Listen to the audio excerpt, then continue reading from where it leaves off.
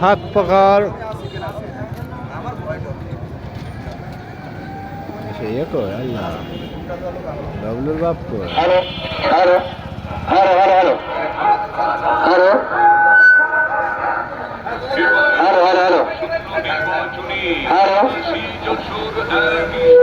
ওই মুরব্বি hello hello hello hello hello hello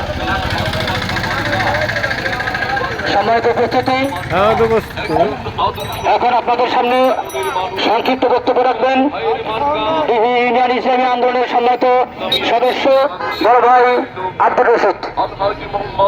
আসসালামু আলাইকুম ওয়া রাহমাতুল্লাহ। আমি একটা সংক্ষিপ্ত একটা হাদিসের কথা বলে আমি সংক্ষিপ্ত আলোচনা শেষ করব।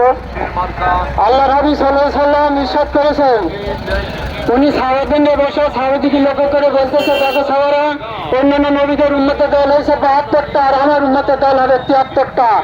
এক দল জান্নাতি, 72 দল জাহান্নামী। সাহাবারা আশ্চর্য হয়ে গেল, ইয়া রাসূলুল্লাহ সাল্লাল্লাহু আলাইহি ওয়াসাল্লাম, এক দল জান্নাতি, তার নিদর্শন কি? তখন রাসূলুল্লাহ বললেন যে মা আনা আলাইহি ওয়া সাহাবিহি, আমি এবং আমার সাহাবারা। উন্নয়নের শপথ নিন,